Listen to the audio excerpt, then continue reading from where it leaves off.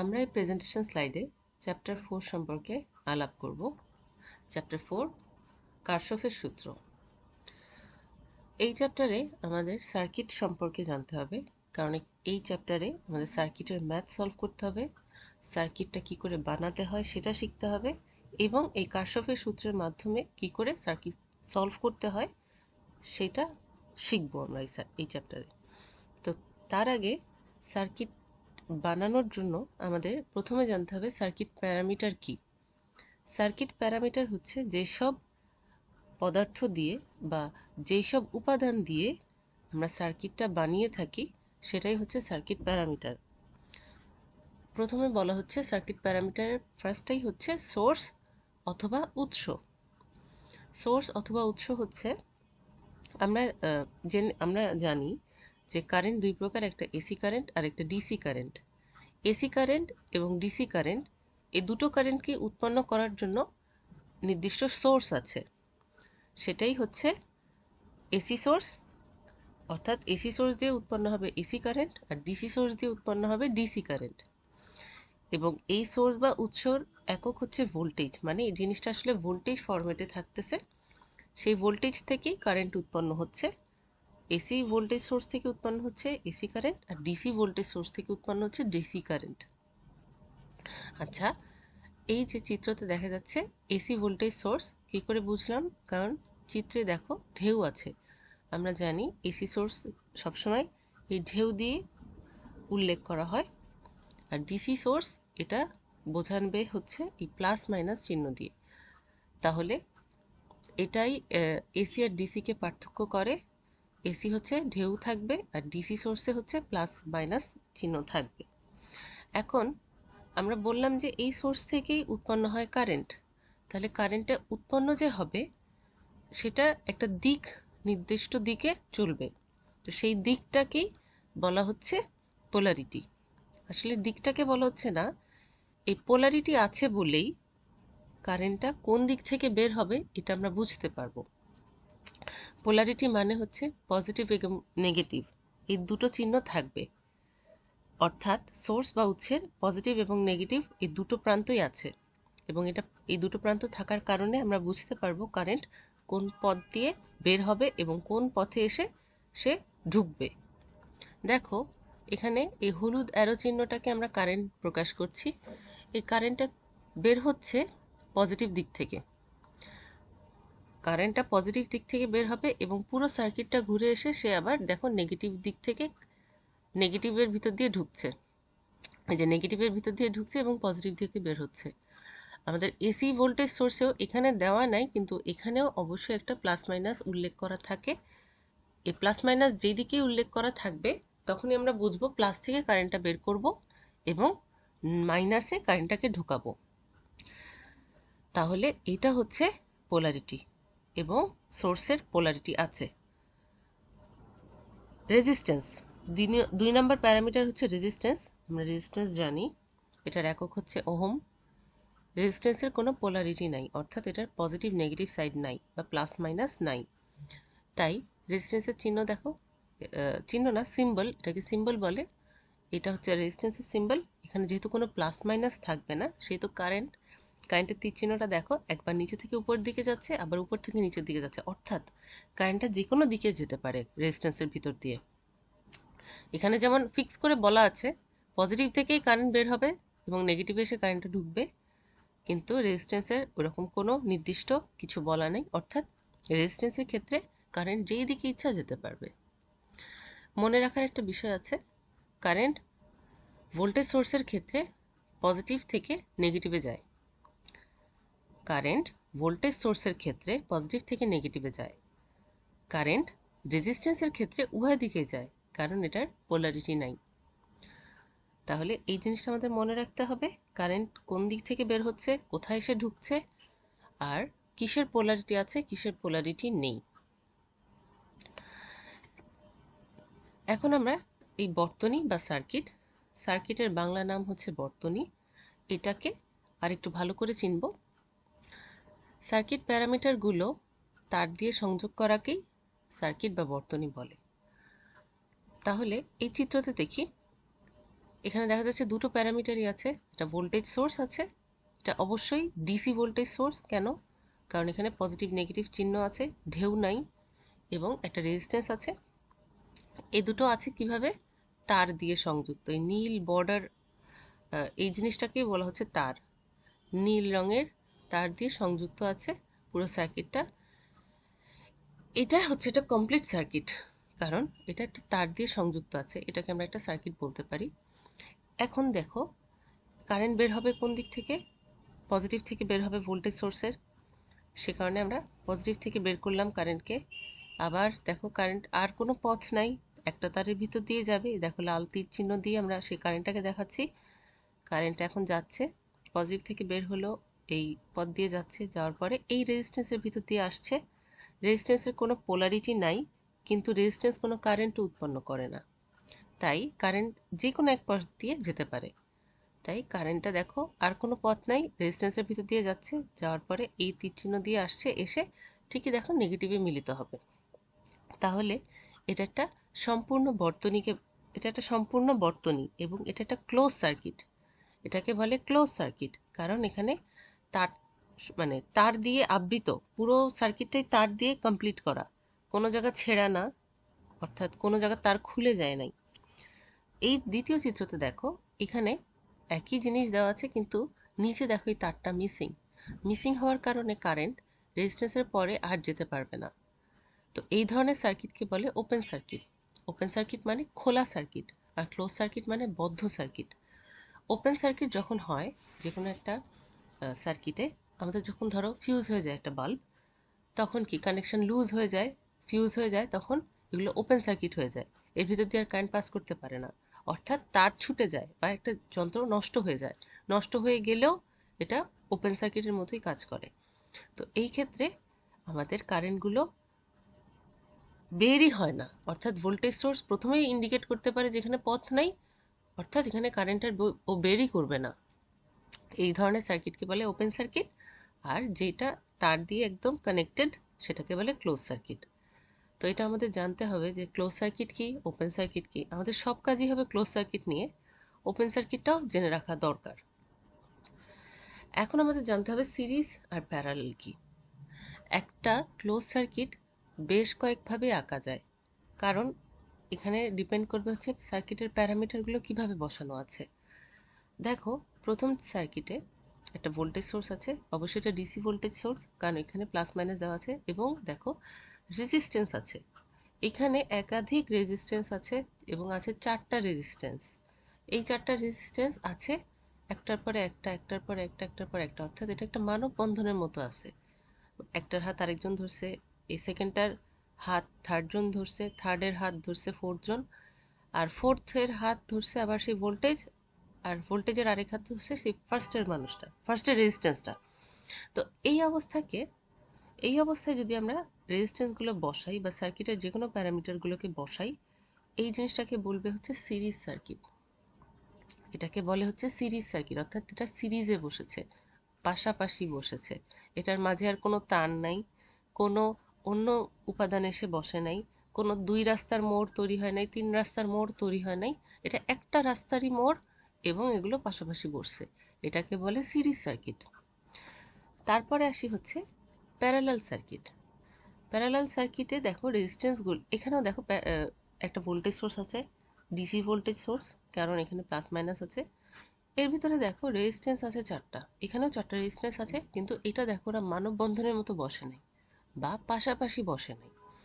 এটা দেখো বসেছে হচ্ছে ট্রেন লাইনের পাতের মতো। ট্রেন লাইনের পাতগুলো প্যারালালি থাকে বা সমান্তরালে থাকে, তো সমান্তরালের ইংলিশে হচ্ছে প্যারালাল, অর্থাৎ এই রেজিস্ট্যান্সগুলো সেই রকম দুটো লাইনের মতো বসেছে। এ কারণে এই সার্কিটগুলোকে প্যারালাল সার্কিট বলে। প্যারালাল সার্কিটের একটা আসল সংজ্ঞা হচ্ছে যে কোনো প্যারামিটারগুলোর দুটো হাত দুইজনকে ধরতে হবে, মানে প্রথম রেজিস্ট্যান্সের দুটো হাতই সেকেন্ড রেজিস্ট্যান্স ধরেছে, এই যে দেখো এই হাতটাও এ ধরেছে এবং এই হাতটাও এ ধরেছে, এর মাঝে আর কোনো তৃতীয় রেজিস্ট্যান্স নাই। আবার এই প্রথম ভোল্টেজ সোর্সটার হাত এই ফার্স্ট রেজিস্ট্যান্সটা ধরেছে, এর এর হাতটাও এ ধরেছে এবং এর হাতটাও এ ধরেছে, অর্থাৎ দুইটা হাতই দুইজন মানে ধরতে হবে। সিরিজে কি ছিল, একটা হাত একজনকে ধরবে আর একটা হাত আরেকজনকে ধরাবে, কিন্তু প্যারালালে দুটো হাতই দুজনকে ধরতে হবে। সেকেন্ড রেজিস্ট্যান্স ফার্স্ট রেজিস্ট্যান্সের অবস্থা দেখো যা, সেকেন্ড আর থার্ড রেজিস্ট্যান্সও দেখো দুইজন দুই হাতকে ধরেছে, এর মাঝে আর কোনো রেজিস্ট্যান্স নেই। থার্ড এবং ফোর্থেও দেখো দুইটা হাতই দুইটাকে ধরছে, অর্থাৎ এই হাতটাও এরে ধরছে, এই হাতটাও একে ধরেছে। তো এই কায়দায় বসানো রেজিস্ট্যান্সগুলোকে আমাদের প্যারালাল সার্কিট হিসেবে বলা হয়। আমাদের এই series circuit are parallel circuit এই দুটো ভালো করে বুঝতে হবে, কারণ এর পরবর্তীতে অঙ্ক করার সময় আমরা এখানেই গুবলেট পাকায় ফেলি যে সিরিজ সার্কিট কোনটা, প্যারালাল সার্কিট কোনটা। Series circuit are parallel circuit শেষ হওয়ার পরে একটা নতুন সার্কিটের উদ্ভাবন হয়, এটা হচ্ছে মিশ্র সার্কিট। অর্থাৎ এই দেখো, এই চিত্রতে দেখো, এটা না আছে সিরিজে না আছে প্যারালালে, কিভাবে আছে, 5 ভোল্টেজ সোর্স। আচ্ছা, এই ভোল্টেজ সোর্সটাতে বড় ধরনের, এটা ভোল্টেজ সোর্স কেন, কারণ এর একক দেওয়া আছে ভি, ভি দেওয়া থাকলে বুঝবো এটা ভোল্টেজ সোর্স। এটা রেজিস্ট্যান্স, কারণ এখানে আরও দেওয়া আছে এবং ওহমের চিহ্নও দেওয়া আছে। আমার যদি এককের চিহ্ন দেওয়া থাকে সেটাও আমরা বুঝবো ভোল্টেজ সোর্স। আর এই ভোল্টেজ সোর্সে দেখো একটা বড় রকমের পাত আছে আর একটা ছোট পাত আছে। এই দুটো পাত, একটা বড় এবং ছোট, এভাবে কানেক্টেড থাকাটাও হচ্ছে ভোল্টেজ সোর্সের ইঙ্গিত বোঝায়, এবং এটা অবশ্যই একটা ডিসি ভোল্টেজ সোর্স। বড়টাকে বলা হয় প্লাস, ছোটটাকে বলা হয় মাইনাস। তো দেখো এখানে এই সোর্সটার ভ্যালু হচ্ছে 5 ভোল্টেজ। এই সোর্সের সাথে প্রথম রেজিস্ট্যান্সটা আছে সিরিজে, কারণ এর হাতে ধরেছে, কিন্তু এই রেজিস্ট্যান্সটার পরবর্তী হাত কিভাবে যেন R2ও ধরে R4ও ধরছে। তাহলে এই জিনিসটা একটা মিশ্রর মতো অবস্থা হইলো, এটা না সিরিজ না প্যারালাল। তো এই ধরনের সার্কিটকে বলা হচ্ছে মিশ্র সার্কিট। দেখো R5 যে অবস্থায় আছে, R6 R7 আছে আবার সিরিজে, R5 আবার কেমন আছে, প্যারালালে আছে, থাকার কথা প্যারালালে। এরপরে আবার R4 এসে গেছে, তারপর R2 R3ও আছে সিরিজে, মনে হচ্ছে সিরিজে আছে, আসলেই সিরিজে আছে, কিন্তু R1 এর সাথে এটা কিভাবে যেন আছে। তো এই সার্কিটটা অ্যাজ এ হোল এটা মিশ্র সার্কিট, এর ভিতরে সিরিজ সার্কিটও আছে, প্যারালাল সার্কিটও আছে। তো আমাদের সাধারণত এই চ্যাপ্টারে এইরকম মিশ্র সার্কিটই থাকবে, এটাকে সলভ করতে হবে, করে আমাদের সহজ সরল সার্কিট বানাতে হবে, মিশ্র থেকে সরল সার্কিটে বানাতে হবে। তাহলে আমরা জানলাম সার্কিট, ক্লোজ সার্কিট 3 প্রকার, একটা হচ্ছে সিরিজ সার্কিট, একটা হচ্ছে প্যারালাল সার্কিট, একটা হচ্ছে মিশ্র সার্কিট। মিশ্র হচ্ছে সিরিজ আর প্যারালালের কম্বিনেশনের সার্কিট। এখন দেখি একটা সার্কিটের বিভিন্ন অংশ থাকে, এই অংশগুলো আমাদের চিনতে হবে। প্রথমে দেখো, এটা সেই মিশ্র সার্কিটই, সেই মিশ্র সার্কিটের ভিতরেই আমরা বিভিন্ন অংশ চিহ্নিত করব। দেখো প্রথমে এইখানে এটা একটা ঘর, আবদ্ধ ঘর, এইটা একটা আবদ্ধ ঘর, মানে কোনো আবদ্ধ সার্কিটকে লুপ বলে, এটা আমাদের জানতে হবে লুপ কি। লুপ হচ্ছে কোনো আবদ্ধ সার্কিটকে লুপ বলে। এই পুরো সার্কিটটার ভিতরে 3টা ঘর আছে, এইটা একটা ঘর আবদ্ধ সার্কিট, মাঝেরটা একটা ঘর, এটাও একটা আবদ্ধ সার্কিট, 3 নাম্বারটা একটা ঘর, এটাও একটা আবদ্ধ সার্কিট। অর্থাৎ এটা একটা মানে 4 দেয়ালে বন্ধী একটা সার্কিট, কোনো জায়গাটা খোলাও না বা এর মাঝে কিছু নাইও আলাদা। তো এই ধরনের সার্কিটকে, অর্থাৎ এই ধরনের সার্কিটকে, সার্কিটের মাঝে এই ধরনের অংশকে আমরা বলবো লুপ। এটা হচ্ছে প্রথম লুপ, এটা হচ্ছে দ্বিতীয় লুপ, এটা তৃতীয় লুপ। আমরা লুপের নাম দিলাম লুপ 1, লুপ 2, লুপ 3। আবার দেখো পুরো বাইরের অংশটা জুড়ে, শুধু বাইরের অংশটা জুড়েও তো একটা আবদ্ধ সার্কিট হতে পারে, বাইরের অংশটা জুড়েও তো একটা 4 দেয়াল হতে পারে, অর্থাৎ এটাও একটা আবদ্ধ সার্কিট, এটাও একটা লুপ। ওটার নাম ধরো আমরা দিলাম লুপ 4। তাহলে আমাদের লুপ চিনতে শিখতে হবে। প্রথমে হচ্ছে যে কোনো 4 দেয়ালে বন্ধী ঘরকে বলছে লুপ, এখানে লুপ 4টা হতে পারে। লুপ 1 অর্থাৎ প্রথম ঘরটাকে লুপ 1 বলছে, এটা হচ্ছে লুপ 2, এটা হচ্ছে লুপ 3। এখন দেখো নোড বা জংশন কি, 2 বা ততোধিক তারের সংযোগস্থল, এটাকেই বলে নোড বা জংশন। আমরা 2 রাস্তার মোড় বলে থাকি না, আমরা সাধারণত 2 রাস্তার মোড় বলি না, আমরা সাধারণত 2 এর অধিক রাস্তা একসাথে মিলিত হলে ওটাকে বলি একটা মোড় বা 3 রাস্তার মোড় হতে পারে, 4 রাস্তার মোড় হতে পারে, 2 রাস্তা দিয়ে কোনো মোড় হতে পারে না। তাই 2 এর বেশি যদি কানেক্টেড থাকে কোথাও, সেটাকে আমরা বলি নোড বা জংশন। দেখো এইখানে এই নোডটায় দেখো R1ও মিলিত হয়েছে, R4ও মিলিত হয়েছে, R2ও মিলিত হয়েছে। তাহলে এখানে একটা 3 রাস্তার মোড় তৈরি হয়েছে। এই 3 রাস্তার মোড়কে বলে নোড বা জংশন। আবার দেখো এইটাতে R4 মিলিত হয়েছে, R5ও মিলিত হয়েছে, আবার এই দিক থেকে R6ও এসে মিলিত হয়েছে। এটাও একটা নোড বা জংশন। একইভাবে দেখো এখানে 5 ভোল্টের এই নেগেটিভ প্রান্ত মিলিত হয়েছে, R3 মিলিত হয়েছে, এবং এখান থেকে একটা তার মিলিত হয়েছে। সবসময় যে রেজিস্ট্যান্স থাকবে তা না, যে কোনো তারও একটা জায়গায় কানেক্টেড হতে পারে। এটাও একটা নোড বা জংশন। আবার দেখো এখানে R5 মিলিত হয়েছে, একটা তার মিলিত হয়েছে, আর একটা R7 মিলিত হয়েছে। এইটাও একটা 3 রাস্তার মোড় বা একটা নোড বা জংশন। এখন দেখি এইটা কি। এখানে কোনো রাস্তা মিলিত হয় নাই, এটা একটা রাস্তায় ভেঙে বাঁক হয়ে R6 হয়েছে। এটাও বা দেখো R7, একই R7 আছে, এরপরে এদিকে বেঁকে গেছে, এটাকে বলে বাঁক। এটা কিন্তু লুপ, এটা কিন্তু নোড বা জংশন না। নোড বা জংশনে হচ্ছে প্রত্যেকটা রাস্তায় কারেন্ট ভাগ হয়ে যায়, কারেন্ট প্রত্যেকটি তারে ভাগ হয়ে যায় নোড বা জংশনের ক্ষেত্রে। তাহলে আমরা এখান থেকে দুটো জিনিস শিখলাম, লুপ আর নোড। নোড হচ্ছে 2 বা ততোধিক তারের সংযোগস্থলকে বলবো নোড, আর লুপ হচ্ছে 4 দেয়ালে বন্দি কোনো সার্কিটকে লুপ বলবো। এই চিত্রতে লুপ 4টা হতে পারে। প্রথমে এটা লুপ, এটা লুপ, এটা লুপ 1, লুপ 2, লুপ 3, আর পুরো বাইরের একটা আবরণ নিয়ে লুপ 4 হতে পারে। আর নোড বা জংশন এখানে এটাও 4টা, এখানে উল্লেখ করা আছে গোল চিহ্ন দিয়ে। বাঁক কোনোভাবেই নোড বা জংশনের মাঝে পড়ে না। বাঁক হচ্ছে যে কোনো একটা তারকে, তার জাস্ট ডাইরেকশন চেঞ্জ করেছে, বেঁকে গেছে, কিন্তু এর ভিতর দিয়ে কারেন্ট একটাই পাস করবে। নোড বা জংশনে 3 রাস্তা, অর্থাৎ 3টা কারেন্ট ভাগ হয়ে যাবে, মানে একটা কারেন্ট এসে এর ভিতরে ভাগ হয়ে যাবে। এটাই হচ্ছে নোড বা জংশন। আমরা সামনে যখন সার্কিটগুলো সলভ করব, আরও বিস্তারিত যখন অঙ্ক করতে থাকব, তখন বুঝে যাব নোড বা জংশন কি, লুপগুলো কোথায় কাজ হচ্ছে। এখন আসি সেই কার্শফের সূত্র, যেই সূত্রে আমাদের চ্যাপ্টারের নামকরণ। কার্শফের সূত্র হচ্ছে অনেক সার্কিটেই ওহমের সূত্র দ্বারা, মানে ওহমের সূত্র দিয়ে সমাধান করা সম্ভব নয়, সেই ক্ষেত্রে কার্শফের সূত্রের প্রয়োজন হয়। কার্শফ ভোল্টেজ এবং কারেন্ট সম্পর্কিত দুটো সূত্র ব্যাখ্যা করেছেন, যা কার্শফের ভোল্টেজের সূত্র এবং কার্শফের কারেন্টের সূত্র নামে পরিচিত। আমরা ওহমের সূত্র শিখেছি, ওহম একজন বিজ্ঞানী, উনি একটা সূত্র দিয়েছেন। কার্শফ একজন বিজ্ঞানী, সে দুটো সূত্র দিয়েছে, একটা ভোল্টেজের সূত্র, একটা কারেন্টের সূত্র।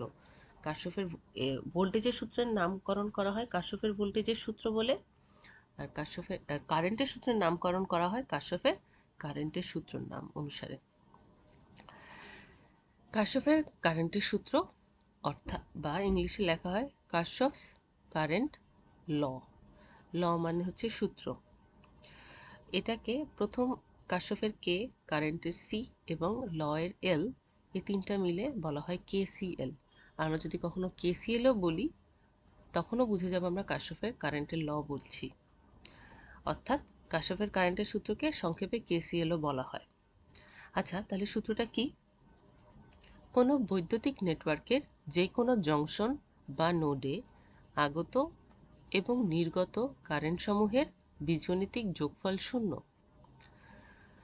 কোনো বৈদ্যুতিক নেটওয়ার্কের, যে কোনো একটা নেটওয়ার্ক বা একটা সার্কিটের বলা হচ্ছে বৈদ্যুতিক নেটওয়ার্ক, মানে একটা সার্কিট ধরে নেই, যে কোনো নোড বা জংশন, অর্থাৎ এই সার্কিটের যে কোনো একটা নোডে বা জংশনে আগত কারেন্ট মানে আসছে যেসব কারেন্ট, এবং নির্গত কারেন্ট অর্থাৎ বের হয়ে যাচ্ছে যেসব কারেন্ট, এর বীজগণিতিক যোগফল 0, অর্থাৎ এই দুটোকে প্লাস মাইনাস করলে 0 আসে।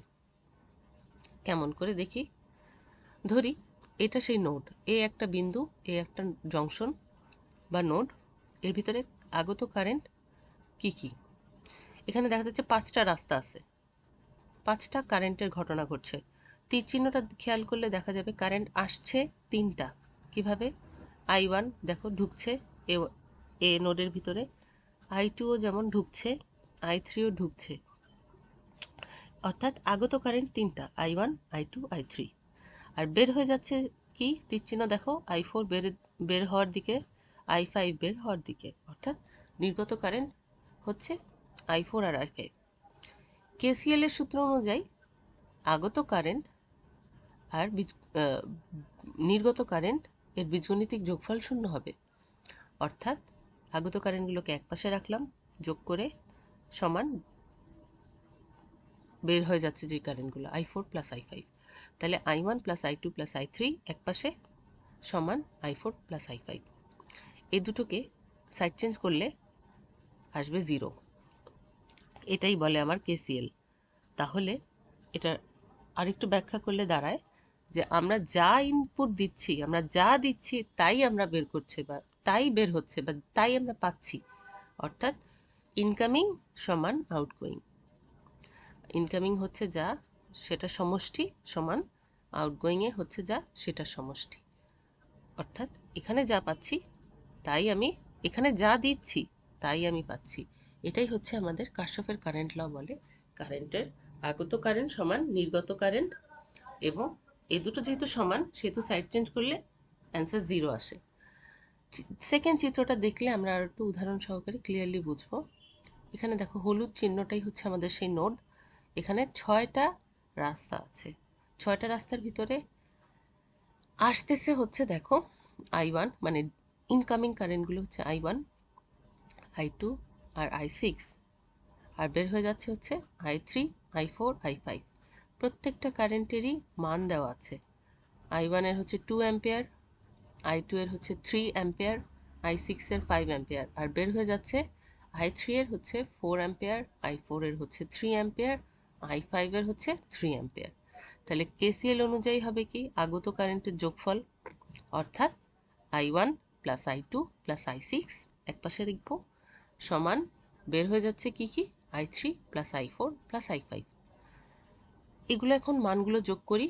I1 এর মান কত, 2, I2 এর মান 3, আর I6 এর 5। তাহলে ইনকামিংগুলো যোগ করলে আমাদের দাঁড়ায় হচ্ছে 2 প্লাস 3 প্লাস 5, আর আউটগোয়িং এরগুলো যোগ করলে দাঁড়াচ্ছে হচ্ছে 4, 3, 3। তাহলে যোগ করে দেখো 5, 6, 7, 8, 9, 10, ইনকামিং হচ্ছে 10, এবং আউটগোয়িংও দেখো 4, 5, 6, 7, 8, 9, 10, আউটগোয়িং হচ্ছে 10, অর্থাৎ আমি যা ইনকামিং দিচ্ছি আমি তাই আউটগোয়িংয়ে পাচ্ছি। দুই পক্ষেই 10, এবং 10 সাইড চেঞ্জ করলে 10 মাইনাস 10 ইকুয়ালস 0, অর্থাৎ বীজগণিতিক যোগফল শূন্য। আগত এবং নির্গত কারেন্টের বীজগণিতিক যোগফল শূন্য, এটাই হচ্ছে আমার KCL বলেছেন। তাহলে আমাদের যদি কোয়েশ্চেনে আসি যে কারশফের কারেন্টের লটা ব্যাখ্যা করো, তোমাদের এই সূত্রটা দিতে হবে, সূত্রটা একটু ব্যাখ্যা দিতে হবে। ব্যাখ্যা দেওয়ার জন্য অবশ্যই চিত্র লাগবে, কারণ চিত্র দেখে আমরা ব্যাখ্যা দেখব। এই পুরোটুকু দিতে হবে, অর্থাৎ এইখান থেকে শুরু করে এইটুকু দিতে হবে। এই সেকেন্ড চিত্রটা, এই ব্যাখ্যাটা দেওয়ার দরকার নাই, ফার্স্ট চিত্র এবং সেটার ব্যাখ্যা দিতে হবে, তাহলেই সম্পূর্ণটা বোঝা যাবে। এটা হচ্ছে কারশফের কারেন্টের ল, অর্থাৎ কারশফ কারেন্ট সংক্রান্ত যে সূত্রটা দিয়েছেন সেটাই হচ্ছে KCL। এবার আসি কারশফের ভোল্টেজের সূত্র বা কারশফস ভোল্টেজ ল। কারশফের K ভোল্টেজের V এবং ল এর L দিয়ে KVL শর্ট ফর্মে লেখা যায়। কারশফের ভোল্টেজের সূত্রটাকে আমরা সংক্ষেপে KVLও লিখতে পারি। আচ্ছা, তাহলে কারশফের ভোল্টেজের লটা কি বলেছে, কোনো বৈদ্যুতিক নেটওয়ার্কের যেই কোনো বদ্ধ পথের বা লুপে অবস্থিত সকল লোডের ভোল্টেজ ড্রপ এর বীজগণিতিক যোগফল শূন্য। আচ্ছা, তাহলে কোনো বৈদ্যুতিক নেটওয়ার্কের, অর্থাৎ কোনো সার্কিটের, বৈদ্যুতিক নেটওয়ার্ক মানে সার্কিট, বৈদ্যুতিক নেটওয়ার্কের যে কোনো বদ্ধ পথের বা লুপের, আমরা জানি যে কোনো বদ্ধ পথকে লুপ বলে, তাই যে কোনো বদ্ধ পথের বা লুপে অবস্থিত সকল লোড। এখন লোড কি, লোড হচ্ছে রেজিস্ট্যান্সকেই বলে। আমরা এতক্ষণ যে সার্কিট প্যারামিটার রেজিস্ট্যান্সটা পড়েছি সেটাই হচ্ছে লোড। সেই লোডের ভোল্টেজ ড্রপ, যে কোনো রেজিস্ট্যান্সের ভোল্টেজকে আমরা ভোল্টেজ ড্রপ বলবো। ঠিক আছে? তাই লোডের ভোল্টেজ ড্রপের বীজগণিতিক যোগফল হবে 0। তাহলে চিত্রটা দেখি, চিত্র দেখলে আরেকটু ক্লিয়ারলি বুঝবো যে প্রথমেই দেখো চিত্রে এটা একটা সার্কিট, এটা একটা বদ্ধ লুপ। এই বদ্ধ লুপে তিনটা সার্কিট প্যারামিটার আছে, একটা হচ্ছে ভোল্টেজ সোর্স আর দুটো রেজিস্ট্যান্স। ভোল্টেজ সোর্সের ভোল্টেজ হচ্ছে 5, প্রথম রেজিস্ট্যান্সের ড্রপটা হচ্ছে 3 ভোল্ট, সেকেন্ড রেজিস্ট্যান্সের ড্রপ হচ্ছে 2 ভোল্ট। রেজিস্ট্যান্স বা লোড, এই লোডকে রেজিস্ট্যান্স বলছে, এই রেজিস্ট্যান্সের ভোল্টেজকে ভোল্টেজ ড্রপ বলি। তাই দেখো সোর্সকে আমি 5 ভোল্টই বলছি, কিন্তু প্রথম রেজিস্ট্যান্সের ভোল্টেজকে ভোল্টেজ ড্রপ বলছি, সেকেন্ড রেজিস্ট্যান্সের ভোল্টেজকেও ভোল্টেজ ড্রপ বলছি। 3 ভোল্টেজ হচ্ছে ড্রপ হচ্ছে, 2 ভোল্টেজ ড্রপ হচ্ছে, আর আমি দিচ্ছি হচ্ছে 5 ভোল্টেজ। তাহলে কেভিএল বলে যে সাপ্লাই যা দিচ্ছি ড্রপগুলো সাপ্লাইয়ের সমান হবে। সাপ্লাই দিচ্ছি আমি 5 ভোল্টেজ, ড্রপগুলো হচ্ছে V1 প্লাস V2, 3 প্লাস 2 সমান 5 ভোল্টেজ।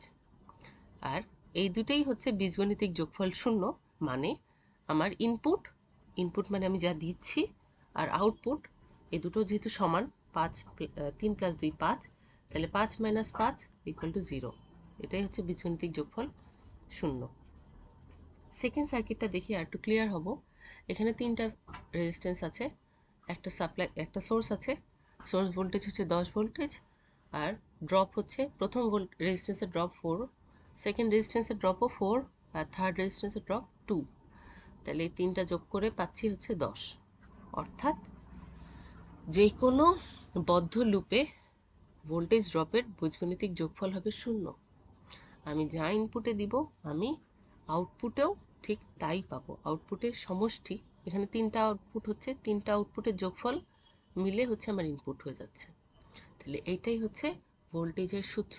কারশফ এটাই বলেছেন, যে কোনো বৈদ্যুতিক নেটওয়ার্কের বদ্ধ পথে বা লুপে অবস্থিত সকল লোডের ভোল্টেজ ড্রপ এর বীজগণিতিক যোগফল 0 হবে।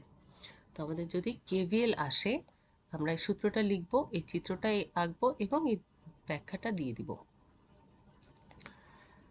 এইটাই হচ্ছে আমাদের দুটো সূত্র, কারশফের কারেন্টের সূত্র গেল এবং কারশফের ভোল্টেজের সূত্র গেল। এটা খুব ইম্পর্টেন্ট, এটা আসে কারশফের, হয় আলাদা আলাদা আসে অথবা একসাথেই আসে। একসাথে আসলে মানও বেশি হবে, আর আলাদা আলাদা আসলে মান কম হবে, কিন্তু যা বললাম পুরোটুকুই দিতে হবে। যে কোনো একটা চিত্র দিলেই হবে, যে কোনো একটা ব্যাখ্যা দিলেই হবে, কিন্তু সূত্রটা অবশ্যই ভালো করে স্পষ্ট করে লিখতে হবে। কখনো কারশফের কারেন্টের সূত্র আসতে পারে, কখনো কারশফের ভোল্টেজের সূত্র আসতে পারে, কখনো বলতে পারে কেসিএল কেভিএল লেখো। কেসিএল কেভিএল লিখতে চাইলেও বললেও এই পুরোটুকুই দিতে হবে। আবার শুধু বলতে পারে কারশফের সূত্র বর্ণনা করো, তখনও দুটো দিতে হবে। এখন একটা জিনিস আমরা শিখব, সিরিজ এবং প্যারালাল সার্কিটে কারশফের কোন সূত্রটা ব্যবহার হয়। দেখো এটা আমরা প্রথম চিত্রটা হচ্ছে একটা সিরিজ সার্কিট আমরা দেখে এসেছি, পরের চিত্রটা হচ্ছে প্যারালাল সার্কিট। সিরিজ সার্কিটে দেখো কারেন্ট প্লাস থেকে বের হচ্ছে, এই লাল চিহ্নটা কারেন্টের চিহ্ন, আবার একটা পথ দিয়ে ঘুরে চারটা রেজিস্ট্যান্সের ভিতর দিয়ে ঢুকে আবার নেগেটিভে এসে যুক্ত হচ্ছে। তাহলে এখানে আর কোনো পথ নাই, এখানে যেহেতু আর কোনো পথ নাই কারেন্টের ভাগ হওয়ার, সে তো একটা পথেই ঘুরছে ও কারেন্ট। কি লিখেছে দেখো, সিরিজ সার্কিটে কোনো নোড বা জংশন থাকে না। হ্যাঁ, কোনো নোড বা জংশন থাকে না, একটার পর একটাই থাকে। তাই এখানে কারেন্ট ভাগ হয়ে যায় না, এখানে একটা কারেন্টই থাকে।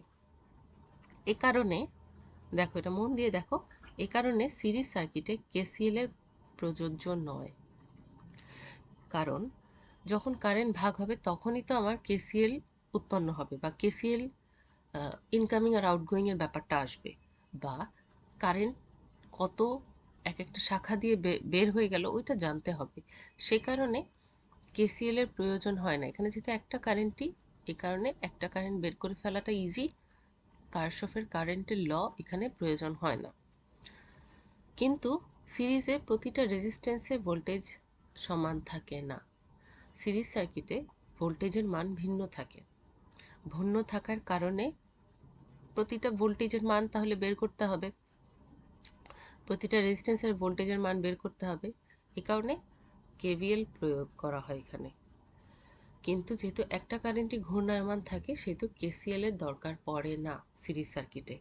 মন দিয়ে এটা বুঝবা, সিরিজ সার্কিটে কেসিএল এর প্রয়োগ হয় না, কারণ একটা কারেন্টই ঘুরতে থাকে, কোনো ভাগ থাকে না, কোনো শাখা থাকে না, কোনো চার পাঁচটা রাস্তার মোড় থাকে না, নোড বা জংশন থাকে না যে ভাগ হয়ে যাবে কারেন্ট। একটা কারেন্টই থাকে, ওটা অন্যভাবে বের করা যায়, ওখানে কেসিএল এর প্রয়োগ করার দরকার পড়ে না। কিন্তু সিরিজ সার্কিটে ভোল্টেজ সমান থাকে না, যেহেতু সমান থাকে না সেহেতু প্রতিটা রেজিস্ট্যান্সের ভোল্টেজ ড্রপ বের করতে হয়, এবং ভোল্টেজ ড্রপ বের করবার জন্য কেভিএল প্রয়োগ করা হয়, কারশফের ভোল্টেজের সূত্র প্রয়োগ করা হয়। এখন ভোল্টেজ সমান কেন থাকে না এটা আমরা পরবর্তীতে জানবো, যে সিরিজ সার্কিটে কেন ভোল্টেজ সমান থাকে না আর কারেন্ট একটাই থাকে, এটা আমরা পরবর্তীতে জানবো। কিন্তু এটুকু আমরা বেসিক জিনিসটুকু জেনে রাখি যে সিরিজে কেসিএল প্রয়োগ করা হয় না, কিন্তু কেভিএল অ্যাপ্লাই করা যায়। দেখো এবার প্যারালাল সার্কিট, এটা প্যারালাল সার্কিট আমরা জানি, কারেন্ট বের হলো দেখো পজিটিভ থেকে, এই পর্যন্ত এসে দেখো দুটো পথ পেল, দুটো পথ পেলেও রেজিস্ট্যান্সের প্রথম রেজিস্ট্যান্সের ভিতর দিয়ে গেল এবং এই সেকেন্ড নোডের ভিতর দিয়ে গেল, আবার সেকেন্ড রেজিস্ট্যান্সের ভিতর দিয়ে গেল, আবার থার্ড রেজিস্ট্যান্সের মাথার উপর দিয়ে আসলো, আবার এখানে এসে যে নোডটা পেলো এই থার্ড রেজিস্ট্যান্সের ভিতর দিয়ে গেল, আবার এই পথ দিয়ে গিয়ে ফোর্থে গেল, আবার এখান থেকে এসে কারেন্টগুলো একসাথে মিলিত হয়ে হয়ে হয়ে হয়ে এসে আবার ভোল্টেজের নেগেটিভে এসে কানেক্ট হবে। তাহলে কারেন্ট কিছুটা পানির ফ্লোয়ের মতো, যতগুলো পথ পাবে সে ফ্লো হয়ে চলে যাবে, কোনো একটা পথের আটকা দিয়ে দিলে সেখানে যেতে পারবে না।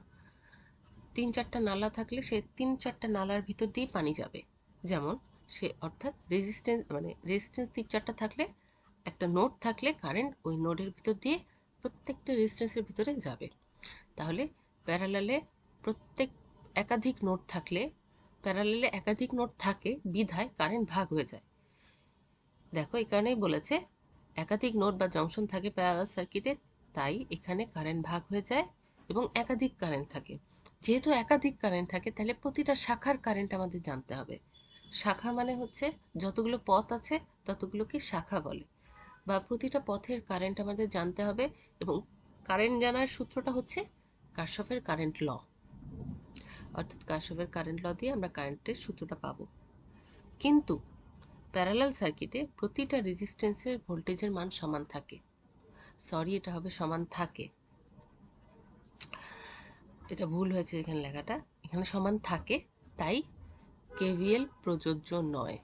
যেহেতু প্রত্যেকটা প্যারালাল সার্কিটে প্রতিটা ভোল্টেজের রেজিস্ট্যান্স সমান থাকে, প্রতিটা রেজিস্ট্যান্সের ভোল্টেজ সমান থাকে, সেক্ষেত্রে এখানে একটা ভোল্টেজ জানলেই প্রত্যেকটা ভোল্টেজ সমান যেহেতু থাকে তাই প্রতিটা রেজিস্ট্যান্সের ভোল্টেজ সমান, তাহলে একটা জানলেই হয়ে গেল। এটা জানার জন্য কেভিএল এর দরকার পড়ে না, অন্য সূত্র দিয়েও এটা আমরা করতে পারি, তাই কেভিএল প্রযোজ্য নয় প্যারালাল সার্কিটে। কিন্তু যেহেতু কারেন্টগুলো ভাগ হয়ে যাচ্ছে সেহেতু এখানে কেসিএল এর প্রয়োগ করা হয়, কেসিএল প্রযোজ্য। তাহলে আমাদের এতটুকু পর্যন্ত যা শিখলাম সেটা হচ্ছে একটা সার্কিট কি, কি কি উপাদান দিয়ে এই সার্কিটকে বানানো হয়, সার্কিটকে কয় ভাগে ভাগ করা যায়, প্রতিটা ভাগের নাম কি, এর ভিতর দিয়ে কারেন্ট সোর্স দিয়ে কি করে কারেন্ট বের হয়, কারেন্ট বের হয়ে কোন পথ দিয়ে যাচ্ছে, এগুলো শিখলাম। এবং মেইন যে চ্যাপ্টারের মেইন নামটা কারশফের সূত্র, সেই সূত্রটা শিখলাম, সেই সূত্রের দুটো ব্যাখ্যা শিখলাম, কেভিএল কেসিএল। এই দুটো সূত্র যদি আমরা ভালো করে বুঝতে পারি, আয়ত্তে নিতে পারি, তখনই আমরা অঙ্কটায় আগাতে পারবো। আর অঙ্কটা করার জন্য আমাদের এই যতটুকু পড়ালাম এতটুকু ভালো করে হেফজে করে ফেলতে হবে, তাহলে আমরা অঙ্ক করতে পারবো এবং অঙ্কে কোনো ভেজাল লাগবে না তখন।